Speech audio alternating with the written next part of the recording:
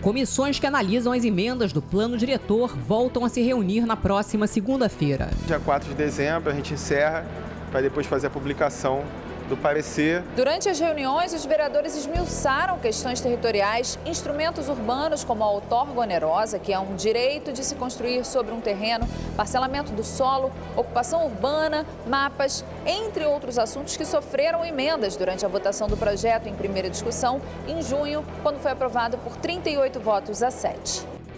Parlamento Juvenil vota projetos de lei no plenário do Palácio Pedro Ernesto. Meu projeto dispõe a criação do Dia da Câmara Juvenil. Nada mais justo do que criar esse dia para homenagear a todos os vereadores juvenis. Câmara do Rio cria frente parlamentar para discutir sobre uma doença que mata mais pessoas negras do que brancas no Brasil. A iniciativa acontece no Dia Mundial de Luta contra a AIDS. A ideia é que a gente fale de prevenção, que a gente fale dos cuidados, mas que a gente fale também do combate ao estigma e ao preconceito. Você vai ver também. Começa o Plano Verão do Corpo de Bombeiros nas praias do Rio. Trecho da Avenida Brasil de acesso a Francisco Bicalho, na zona portuária, será reaberto ao tráfego neste sábado. As atrações culturais deste fim de semana na capital. Tá vendo? Cabe tudo no meu colo. E um flagrante inédito registrado no Parque Estadual da Pedra Branca, na zona oeste do Rio. Hoje é sexta-feira, dia 1º de dezembro. O CRN2 começa agora.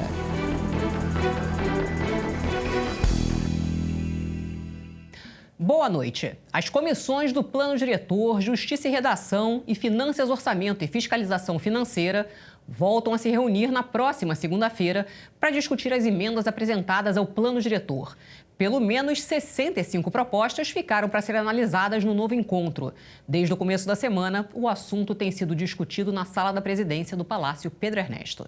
Foram 7 encontros consecutivos entre os vereadores que compõem as comissões do Plano Diretor, Justiça e Redação e Finanças, Orçamento e Fiscalização Financeira para dar um parecer conjunto às mais de 1.200 emendas propostas pela Casa de Leis do município, pela Prefeitura e pela sociedade civil.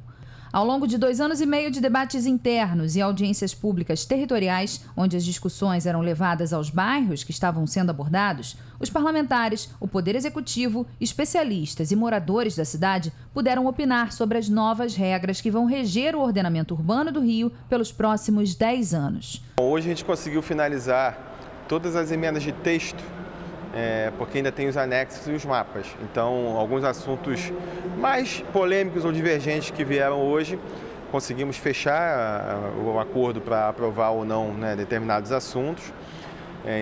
Especialmente em relação à cota 100, cota 60, questão ainda de outorga, transferências e doações. Durante as reuniões, os vereadores esmiuçaram questões territoriais, instrumentos urbanos como a outorga onerosa, que é um direito de se construir sobre um terreno, parcelamento do solo, ocupação urbana, mapas, entre outros assuntos que sofreram emendas durante a votação do projeto em primeira discussão em junho, quando foi aprovado por 38 votos a 7. A revisão do Plano Diretor é uma obrigação legal do Executivo prevista no Estatuto da Cidade, Lei Federal de 2001, que determina que as atualizações sejam feitas a cada década. A determinação considera que, ao longo desse período, os municípios podem sofrer grandes alterações nas dinâmicas urbanas, sociais, econômicas e ambientais. No Rio de Janeiro, ainda há leis vigentes que datam dos anos 70. Dia 4 de dezembro a gente encerra para depois fazer a publicação do parecer e antes do recesso, na semana que inicia dia 11, do dia 11 ao dia 15, entre esses dias a gente conseguiu fazer a votação do projeto. Foi publicada no Diário Oficial do município desta sexta-feira uma resolução que autoriza os táxis a usar a bandeira 2 ao longo deste mês. Olha só, a medida de praxe todos os anos entra em vigor a partir das 9 horas da noite de hoje e vai até domingo, dia 31 de dezembro. O valor da quilometragem da tarifa 2 é de R$ 3,84, 64 centavos a mais que a bandeira 1. A Secretaria Municipal de Transportes também permite o uso de iluminação natalinas nos táxis amarelinhos de hoje até o dia 6 de janeiro de 2024. Agora, uma informação importante para o motorista. O trecho da Avenida Brasil de acesso a Francisco Bicalho, na zona portuária, será reaberto ao tráfego a partir deste sábado. O trecho estava interditado para obras do Terminal Gentileza. Este é mais um passo na preparação da região para o início do funcionamento do corredor de BRT Transbrasil, previsto para começar a operar em janeiro de 2024. O terminal Gentileza vai conectar BRT, ônibus municipais e intermunicipais, VLT, além de um ônibus expresso para o Galeão. Com a liberação da via, o motorista vai poder seguir da Avenida Brasil, na altura do Caju, em direção ao centro, Tijuca e ao túnel Rebouças, sem passar pelo viaduto do gasômetro. Agentes da Sete Rio vão orientar os motoristas neste sábado. A reabertura vai fazer com que 63 linhas de ônibus retomem os itinerários originais. A Câmara do Rio tem uma comissão para acompanhar o processo de revitalização da Avenida Brasil. Os vereadores fazem vistorias constantes na via. A ideia é revitalizar e atrair novos investidores ao longo dos mais de 58 quilômetros de extensão da Avenida Brasil. A Comissão de Saúde Animal realizou uma audiência pública nesta sexta-feira. Na pauta, a redução de 15% no orçamento da Secretaria Municipal de Proteção e Defesa dos Animais para o ano que vem. O corte equivalente a R$ 2.700.000 previstos, segundo o vereador Dr. Marcos Paulo, impede a construção do hospital veterinário no bairro de Irajá, na Zona Norte. O prefeito tinha prometido que iria inaugurar, nós acompanhamos, cobramos e até o presente momento nada. E me preocupa muito porque reduzir o orçamento, como é que vai construir o hospital, equipar o hospital e inaugurá-lo? Linda Aura, que trabalha há mais de 20 anos na proteção e defesa do direito dos animais, comentou que menos dinheiro na pasta representa que projetos relacionados ao tema vão deixar de acontecer e que o atendimento pode acabar sendo prejudicado. Como protetora, eu entendo que essa redução é um retrocesso na causa animal, até porque com o valor que tinha, que não foi o suficiente, imagina agora tendo essa redução. Muitos projetos não vão acontecer e o atendimento vai ficar mais precário do que já vem demonstrando nesses últimos tempos. Médica sanitarista há 16 anos e com experiência em saúde pública, além de ser pesquisadora, Thalia Pérez representou a presidência do Instituto Municipal de Vigilância Sanitária, Vigilância de Zoonoses e de Inspeção Agropecuária, o Ivisa Rio. Falou da atribuição do Instituto no acolhimento dos animais de médio e grande porte na cidade. É a atribuição da vigilância e da coordenação de vigilância de zoonoses a atuar quando existe algum risco de transmissão, de doenças entre o homem e os animais. A gente também tem como atribuição fazer o resgate, o acautelamento de animais quando de médio e grande porte que estão em vias públicas. Thalia falou ainda sobre um contrato de convênio com organização social que prevê R$ 49 milhões para os próximos 2 anos. O objetivo é melhorar o atendimento do Instituto Municipal Jorge Weissmann, que fica na Mangueira, Zona Norte. Essa organização ela vai participar, ela vai fazer uma reestruturação do Jorge Weissmann e do CCZ. Nós teremos, então, uma unidade de pronto atendimento veterinário. Então, a gente vai ter atendimentos de emergência, a gente vai ter internação disponibilizado, atendimento de 24 horas. É o momento de nós cobrarmos, tentarmos entender da Secretaria de Proteção e Defesa dos Animais e do Instituto de Vigilância Sanitária o que está acontecendo, e esse dinheiro, ao invés de ser reduzido, ele tem que ser aumentado para que nós tenhamos efetivamente políticas públicas sérias que contemplem os animais e a gente possa ver uma melhoria na condição deles e das pessoas que cuidam deles aqui na cidade do Rio de Janeiro. Bom, ainda falando em animais, um flagrante inédito agora. Um gato do mato foi registrado pelas câmeras do projeto Onças Urbanas, instaladas no Parque Estadual da Pedra Branca, na zona oeste do Rio. Quando filhote, o animal tem o tamanho de um gato comum. Já na fase adulta, é um pouco maior que um gato doméstico. Segundo especialistas, são animais de hábitos noturnos que preferem caçar depois do entardecer e durante a noite toda. Também são considerados solitários, mas um outro animal também foi visto flagrando no mesmo local, o que preocupa os profissionais do projeto Onças Urbanas. Acompanhe o que disse o biólogo do projeto. É uma espécie que está vulnerável à extinção no Brasil e globalmente. Trata-se de um predador topo de cadeia. Mas, infelizmente, também conseguimos registros de cães domésticos no mesmo local.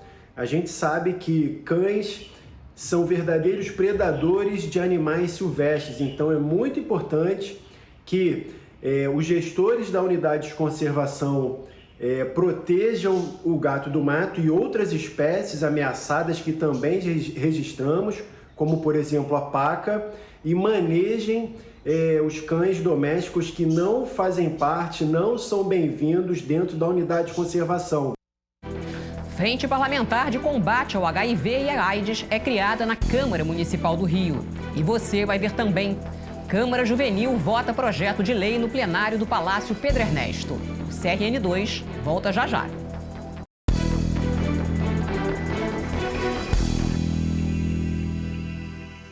Os vereadores da Câmara Juvenil do Rio se reuniram nesta sexta-feira para analisar e votar projetos de lei elaborados nas aulas semanais. A Câmara Juvenil é resultado da parceria entre o Legislativo Carioca e a Secretaria Municipal de Educação. A sessão desta sexta-feira marcou a primeira participação do diretor da escola do Legislativo, que assumiu o cargo há 3 meses. É muito importante eles terem uma noção de processo legislativo, a Constituição, a educação, cultura. Desde junho, quando os 51 vereadores mirins foram empossados, eles elegeram a mesa diretora, formaram comissões permanentes e receberam aulas sobre o legislativo e a organização política brasileira. Eles não sabiam ainda como programar o projeto. Então, o professor Araújo, que dá direito constitucional, mostrou para eles as ideias, nós implementamos, para não ficar aquela coisa chata da norma técnica, eles apresentavam as ideias e nós fizemos o papel dos assessores dos vereadores. Na sessão desta sexta-feira, os jovens parlamentares aprovaram 6 projetos de lei. Entre eles, o que cria o Dia da Câmara Juvenil, o programa de incentivo à leitura nas escolas municipais e o que transforma a região da Cracolândia em um espaço para o desenvolvimento de atividades voltadas à juventude. Vai poder ajudar, trazer jovens, tirar jovens de rua, fazer essa união, trazer jogos, poesias. As propostas aprovadas pelos jovens legisladores serão encaminhadas aos vereadores e ao prefeito e podem se transformar em novos projetos de lei e políticas públicas. Hoje é efetivamente a prova real deles, né? A discussão e votação dos projetos, tanto em primeira discussão como em segunda votação, em segunda discussão. E ao todo foram elaborados 6 projetos de lei e lembrando que os vereadores podem aproveitar esses projetos aprovados da Câmara Juvenil. O encerramento da primeira legislatura da Câmara Juvenil está agendado para o dia 8 de dezembro, marcando o fim de um período repleto de aprendizado e participação dos estudantes cariocas. Olha, cerca de 30 pessoas morreram de AIDS por dia em 2022. É o que aponta o Ministério da Saúde. Prevenir é a melhor maneira de evitar o avanço da doença. Nesta sexta-feira, a Câmara Municipal do Rio criou uma frente parlamentar de combate ao HIV e AIDS. O preconceito, o estigma e as comorbidades decorrentes da AIDS. A iniciativa é da vereadora Mônica Benício. A iniciativa acontece no Dia Mundial de Luta contra a AIDS. A Frente Parlamentar de Combate ao HIV e AIDS, o preconceito, o estigma e as comorbidades decorrentes da doença conta com a participação de 17 vereadores. Participaram do evento de lançamento representantes da Fiocruz, da Secretaria Municipal de Saúde e de movimentos sociais ligados à causa. A proposta foi da vereadora Mônica Benício. A ideia é que a gente fale de prevenção, que a gente fale dos cuidados, mas que a gente fale também do combate ao estigma e ao preconceito. Essa é uma frente que foi um pedido de mobilização dos pedidos dos movimentos sociais. Ela foi articulada e está sendo construída hoje também, esse evento, com a participação dos movimentos sociais. E a ideia é essa, fazer uma escuta ativa das pessoas que vivem e convivem com o HIV, para que a gente possa fazer um debate sobre essas pessoas a partir de suas perspectivas e necessidades. A primeira lei que eu fiz há 30 anos atrás, a pedido do Betinho, foi uma lei que controla o sangue, exatamente para as pessoas não se contaminarem com HIV. Depois eu fiz uma outra lei, a pedido da Lucinha, mãe do Cazuza, que pune os estabelecimentos que discriminam pessoas com HIV. E fiz várias outras. E eu acho que o mais importante é prevenir. Então, a frente parlamentar é muito relevante, porque une vários mandatos e personalidades no momento que a HIV voltou a subir no Brasil. Dados do Boletim Epidemiológico do Ministério da Saúde esse ano comprovam que, mais do que nunca, a informação é fonte fundamental para a prevenção. Estamos hoje em dia com uma taxa de óbito de 1,7 cidadãos por dia de AIDS na cidade do Rio de Janeiro, porém de 30 cidadãos por dia no país. Essa frente ela vem só contribuir, né, com o fortalecimento e a importância da gente hoje em dia trabalhar esse tema, né? Hoje tem muitos jovens se contaminando, se infectando. O que nós observamos é que os avanços científicos acontecem e aconteceram ao longo desses mais de 40 anos de epidemia e, lamentavelmente, o preconceito não deixa essa situação mudar. Nós temos cerca de 11 mil pessoas que morrem por ano de AIDS no Brasil, mesmo sabendo que o tratamento é gratuito. E neste sábado acontece aqui na capital o dia D da campanha de combate à AIDS do Ministério da Saúde. Segundo o secretário municipal de saúde, Daniel Sorães, as ações vão ocorrer nas clínicas da família e centros municipais de saúde. Além da testagem, haverá a entrega de preservativo feminino e masculino, orientações sobre a prevenção combinada para o HIV, distribuição de informativos e atualização da caderneta de vacinação. O atendimento será feito até às 5 horas da tarde. Fala de homenagem, porque a deputada estadual Élica Takimoto recebeu nesta sexta-feira o conjunto de medalhas de mérito Pedro Ernesto. A solenidade aconteceu no plenário. Élica tem se dedicado a causas das pessoas com deficiência, assim como a vereadora Luciana Novaes, que concedeu a ela esse reconhecimento. A professora, escritora, deputada estadual e agora detentora da maior honraria do município do Rio, o conjunto de medalhas de mérito Pedro Ernesto, Élica Takimoto, foi surpreendida por um vídeo e uma apresentação musical feita pelos filhos. Trabalho de quem não tem capoeira que é bom, não cai, mas se um dia ele cai bem. Autora de mais de 10 livros sobre temas que vão desde história da física, passando por maternidade, cotidiano de quem mora no subúrbio, até combate ao negacionismo, Élica Takimoto é presidente da Comissão de Ciência e Tecnologia da Assembleia Legislativa do Estado do Rio de Janeiro e, como surda, se dedica também à causa das pessoas com deficiência. E a gente lida com violência, por exemplo, violência das mulheres.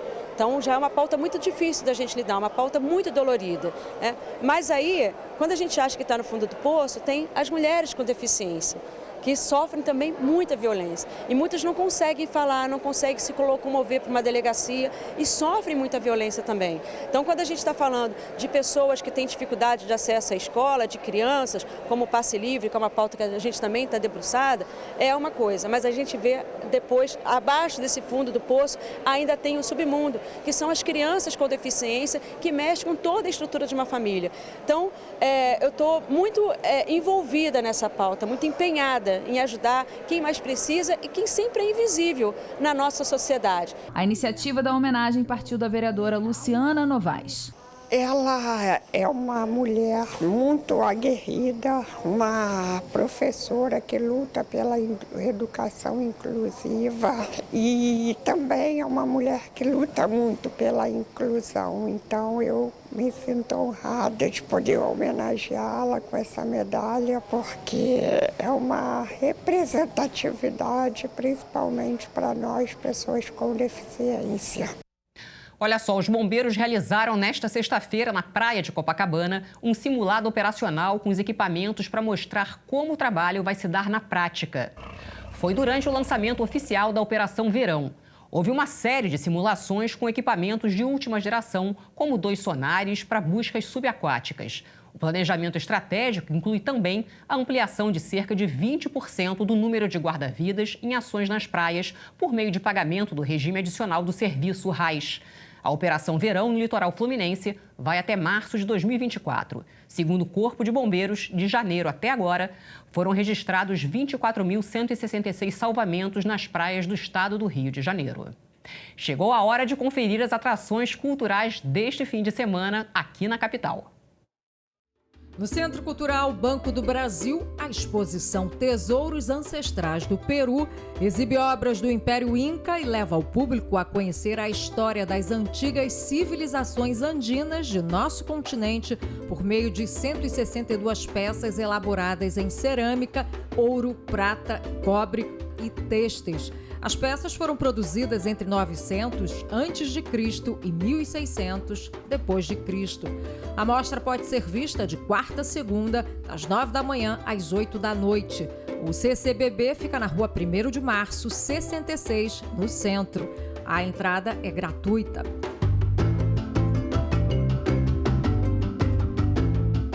Para celebrar os 10 anos de atividades, a Pré-Sal Petróleo apresenta a exposição O Pré-Sal e a Sociedade, 10 anos do regime de partilha de produção.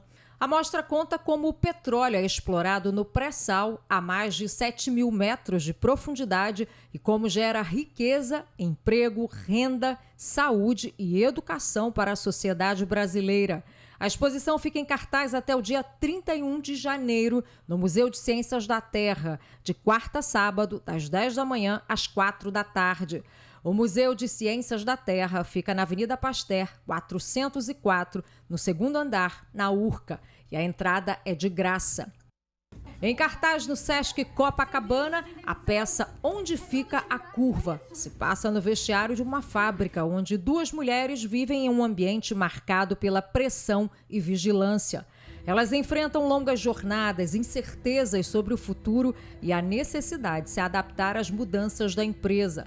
Apesar de suas personalidades e trajetórias distintas, as personagens compartilham experiências, anseios e alegrias e oferecem uma a outra alívio em meio a tantas tensões. As apresentações acontecem de quinta a domingo, sempre às 7 da noite. O Sesc fica na Rua Domingos Ferreira, 160, em Copacabana. Os ingressos custam R$ 30, 15 a meia entrada. Associados do Sesc pagam R$ 7,50. Tá vendo? Cabe tudo no meu colo.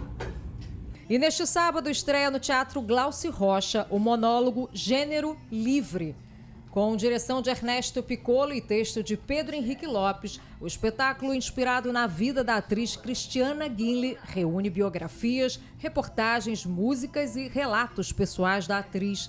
No palco, ela traz à tona identidades de gênero, além das definições binárias de masculino e feminino.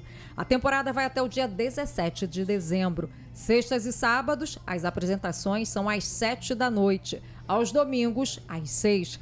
O Teatro Glaucio Rocha fica na Avenida Rio Branco, 179, no centro. Os ingressos custam R$ 40, 20 a meia entrada. Você vê algum gênero em mim? Eu consigo definir em mim quem eu sou, mas os outros parecem saber. E tem mais dica de cultura para você. Neste sábado é comemorado o Dia Nacional do Samba. E o Trem do Samba chega à 28ª edição. Para celebrar a data, foram 4 palcos, um na Central do Brasil e outros 3 em Oswaldo Cruz.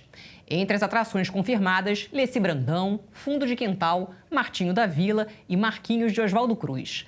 Já os tradicionais trens com músicos começam a partir da Estação Central do Brasil, rumo a Oswaldo Cruz, às 6h04 da noite. A passagem para a folia custa 1 quilo de alimento não perecível.